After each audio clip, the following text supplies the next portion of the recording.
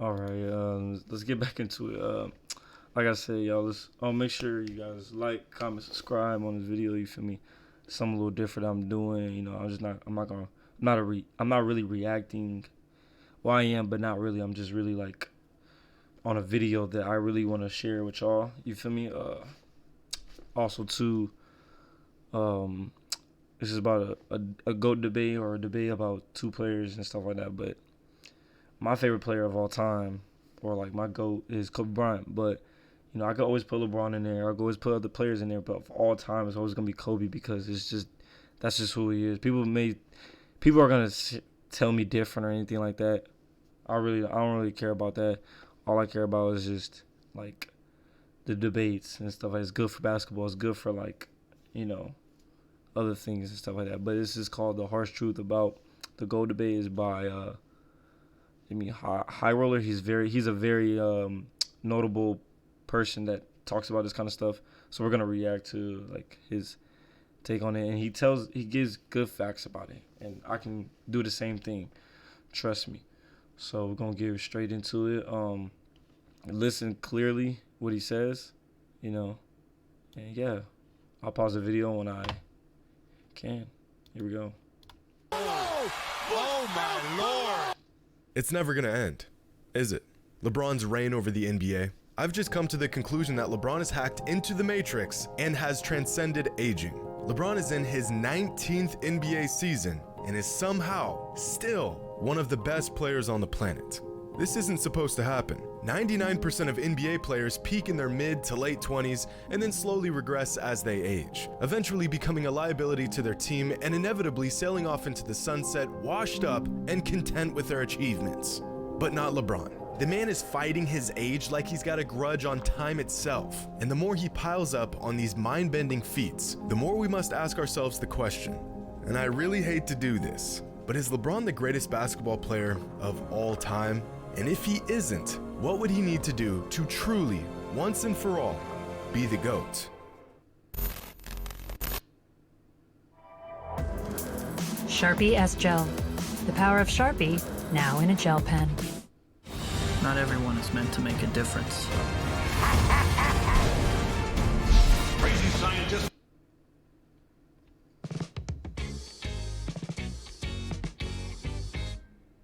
About 5 years ago, I uploaded my first basketball-related video onto this channel. The title of that video is LeBron the GOAT. You can still watch this video today, but since it's an absolute dog water of a production, I highly recommend you steer clear of it. To summarize the video, I gave 10 reasons why LeBron would retire as the GOAT. Fast forward 5 years and thousands of hours of watching games, collecting data, and gathering context in this sport that we love. I've since changed my ways and realized that Michael Jordan is the greatest basketball player of all time. But my original assessment from 5 years ago hasn't completely changed, because I never said LeBron was the GOAT at the time. I just gave 10 reasons why LeBron would retire as the GOAT. But ever since I dropped that video, I've pretty much avoided the GOAT conversation altogether. I've put a spin on the idea of the greatest players in certain aspects of the game. I've talked about the greatest scorers, I've ranked players using purely numbers, but I've never really broken down who the greatest player is, in my opinion, because I just feel like the topic is a bit redundant. And ESPN already gives you a daily update on the GOAT debate anyways, so no need for me to do it. But I think it's time we actually discuss this, because what LeBron is doing at this point in his career is just absurd. At the moment, there are pretty much 3 different camps on the whole GOAT debate. People who think Michael Jordan is the GOAT, people who think LeBron is the GOAT, and people who are wrong. I'm just joking, of course. But not really. I'd say about 75% of people fall into the MJ's the GOAT category, about 20% of people fall into the LeBron's the GOAT category, and about 5% fall into the other category. Usually these other fans believe the GOAT is Wilt or Kobe or Kareem. There's not many of them, but boy, will they die on that hill.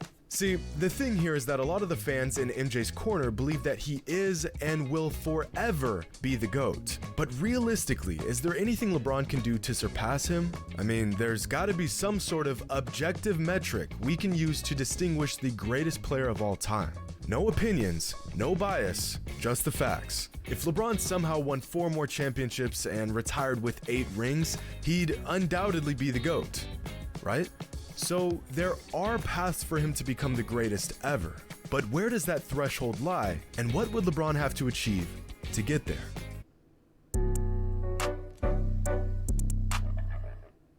First, let's just take a look at the basic numbers. Between Michael and LeBron, LeBron has more career points, rebounds. So, I'm not gonna say nothing, but this is, who cares? Like, if LeBron played more, it's not his fault that he has longevity. Longevity is a blessing. You know, you keep playing basketball at a high level. That's what longevity is. You know, if Michael Jordan had longevity, he'll be the greatest player of this planet. Like, it wouldn't even be a conversation, because he would have did great for so long. But people tend to go off the 6-0, like he only played 6 seasons. You know what I mean? We never really bring up the first 7 seasons, or, you know, anything like that, or after the years when he was in Washington and stuff like that. Nobody really brings that up. Only brings up 6 years, 6 MVPs, or 6 rings. Like, he only played 6 seasons, right? You know, and that just sucks, because it's like, bro, you can't always bring that up. Like, okay, that's great that he has 6 rings, because then that's the case. Then Bill Russell has more, 11, right? You know what I mean? We gotta go tit for tat with it. So, you know, this is shows it gives you points. Assists, blocks, more triple doubles, higher field goal percentage, and a higher 3-point percentage. And Michael has more steals and a higher free throw percentage. But this whole argument, the career totals argument, is only useful in demonstrating LeBron's longevity and sustained excellence. These numbers don't prove that LeBron's a better scorer, or rebounder, or defender, or shooter than Jordan. They just prove that LeBron's been good at these things for a very, very long time. These numbers also show just how versatile LeBron is, possibly his most valuable asset. So instead of looking at career totals, let's look at career averages. Michael averages more points and more steals, and LeBron averages more assists and more rebounds. This is a real, let's see, basic stat. This is like career averages. Okay, Jordan got him by 3. I give him that. Like, Jordan would automatically give you 30, like, every night, right? Okay, you got 1, 2, 3, 4. LeBron will give you more assists, more rebounds. Okay, they're tied in blocks. Field goal percentage, LeBron shoots better than him. Okay, you get a free throw, 3 points. So it's 1, 2, 3, 4, 5. 1, 2, 3, 4. Uh-oh, that doesn't. I don't know. Let's check it out. And as much as it pains me to say this, this is usually where the argument for the GOAT ends for most people. Throw in a required comment about their finals records, and you pretty much have a condensed version of most GOAT debates. But there is so much more to unpack here. So let's unpack it. Looking for an edge on the competition? Meet your secret weapon, Dr. Dish Home. So y'all know how much I like advanced stats. They don't tell the full story, but if you know which ones to look for, you can discover some nuances in a player's game that you won't get by just watching them play. Player efficiency rating, win shares per 48, offensive box plus minus, defensive box plus minus, value over replacement, and true shooting percentage. These 6 advanced stats give us efficiency, production, value, impact, and pretty much everything in between. And in these 6 advanced statistics, Michael Jordan exceeds LeBron in 5 of them. He's more efficient overall. He contributes to more wins. He contributes to more points. He's better on defense, and he is generally more valuable on the court than LeBron is. The only advanced stat where LeBron tops Jordan is true shooting percentage. Now, in terms of who's a better basketball player, nearly every metric points to Michael Jordan. But really take a look at these numbers, and it's actually uncanny just how close LeBron is to MJ across the board. Whoa. Just a fraction. That's crazy. LeBron's not far. The offense is by 0.1. Defense by 0.2. It's not far. It's really not far. He's right. Okay, Jordan can have that. True shooting, so that means LeBron's a better shooter. If we're just going based off this is crazy. fraction behind Jordan in pretty much everything. But these numbers aren't even addressing who's greater, because that conversation would involve accolades and accomplishments and impact on the game. Take away the rings, the influence, the intangibles, the opinions, and it's virtually objectively true that Michael was a better basketball player than LeBron. But the GOAT debate isn't necessarily about who is the better player, it's about who is the greatest player. We've got some more unpacking to do.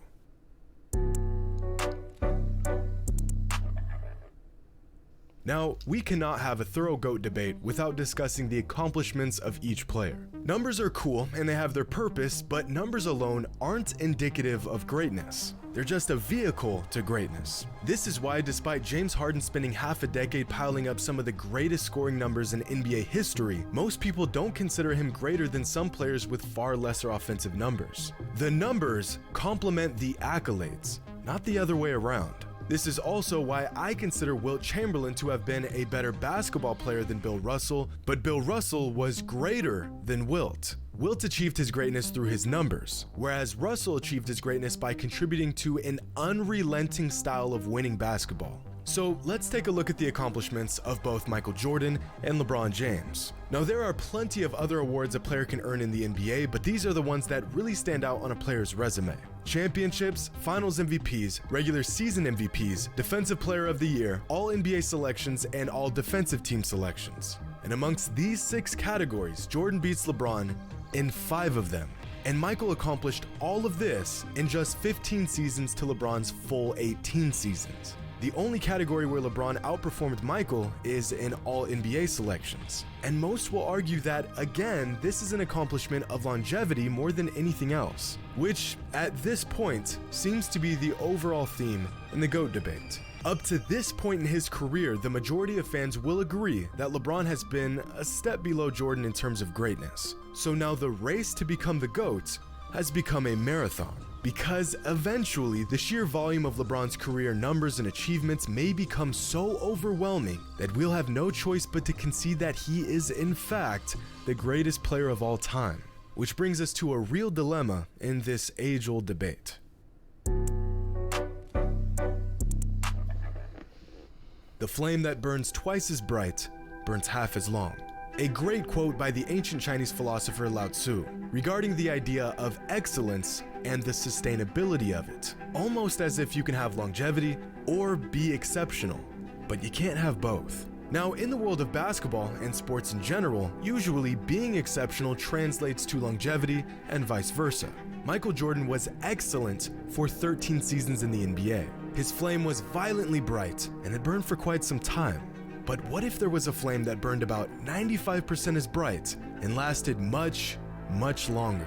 At a certain point, the radiance of even the brightest flame is outclassed by the flame that just won't quit. Of course, LeBron isn't a flame. He's a 6'9", 250-pound freak of nature in basketball shoes, but his light shines about 95% as bright as Michael Jordan's did, and it's lasting a whole lot longer. When does the longevity of LeBron's brilliance simply outmatch the slightly greater but much shorter brilliance of Michael?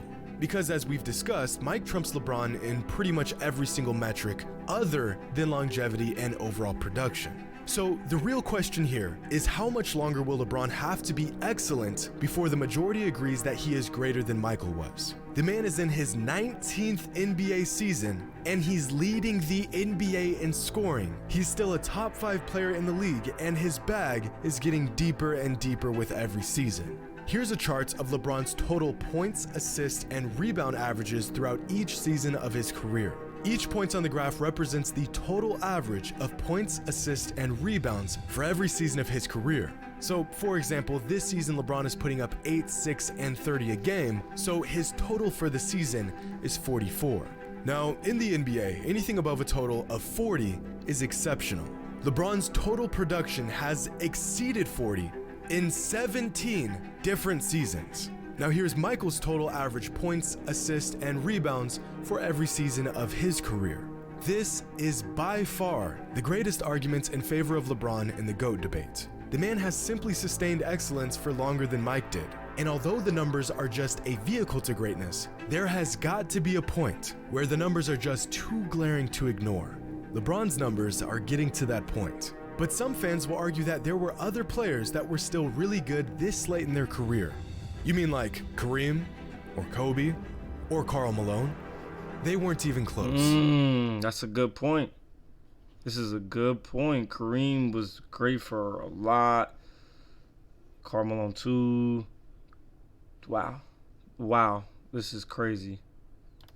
LeBron's already the only player to be a part of the 30K, 10K, 10K club. Aside from a freak injury, he'll undoubtedly break Kareem's scoring record. He'll probably play the most seasons in an NBA career. He already has the record for most All-NBA selections, and he's still adding to what is probably the longest career highlight reel with moments like this. If LeBron is still doing this in a couple years, while still putting up All-NBA numbers, I really think it's going to be difficult to say that he's not the greatest player ever.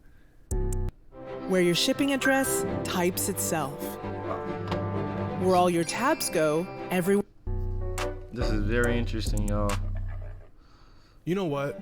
I'm just gonna say it. While LeBron's legacy is growing as he plays more seasons, Michael's legacy would have been slightly diminished if he played more seasons. Of course, this isn't a matter of fact, but all the evidence points towards this assumption. Michael Jordan retiring after playing just 13 NBA seasons in 1998 was the best thing he could have ever done for his legacy. The Bulls were not. He did not retire in 1998. He did not play. He played with the Washington Wizards 2003 and stuff, or 2001. So, yeah. Going to win another championship, and the backbone of the dynasty he had built had all but vanished by the beginning of the 1999 season. If he had played through that 3-year retirement gap from 1999 to 2001, he would have either stayed with the Bulls and put up huge numbers on a losing team, or signed with a different team and chased rings. Both options being far less illustrious than him going out on top with the team that drafted him. Michael's career was the perfect storm. He was drafted by a franchise that was ready and willing to build around him. He was on a roster that suited his skill sets extremely well, and he and the Bulls peaked right as the dominant teams from the 80s and early 90s like the Lakers, Celtics, and Pistons began to fade away. You could not have written a better career if you tried. On the other hand, despite his success, LeBron really got the short end of the deal many times throughout his career. He spent his first 7 seasons in the NBA playing for a team that could not have cared less about building a coherent team around him. He spent 4 straight. Thank you. They did not build this team around him, even though he still went to the finals. Finals going toe-to-toe with the most dominant dynasty in modern NBA history outside of Jordan's Bulls. While Michael was surrounded by players who were all willing to buy into their system, LeBron has spent many years carrying the load of bad rosters and seemingly incompetent teammates. Y'all hear that? Part of which is his own fault for trying to play GM and putting together piss-poor rosters. And I bring up these small nuances because the GOAT debate is very nuanced. As much as people want to act like the whole 6-0 in the finals is the end-all be-all to the discussion, it's just not. If rings were all that mattered, then Bill Russell would be the GOAT. Oh, but My point. And look what it says. He played a long time that doesn't count. Then like, huh? Then why you bring Michael Jordan's rings into it? If we're gonna compare, I'm telling you, man, I couldn't be more. I couldn't be more right on this stuff, man. Like I always say this kind of stuff. It's crazy. Crazy, man. It's very crazy. he played a long time ago. That doesn't count. Okay, well then Robert Horry is the GOAT because he has 7 rings to Jordan's 6. Well, yeah, but Horry wasn't the best player on any of those championships. Okay, so is the argument about rings, or is it about being the best player on the court, or a mixture of both? Is a player's performance, despite how masterful it was, all in vain if his team loses? The line becomes less and less clear the deeper you dig. No single metric can be used to determine this debate, and the unpacking of every small minute detail is a necessary burden. But unfortunately, it's a burden that most fans won't bother to take on.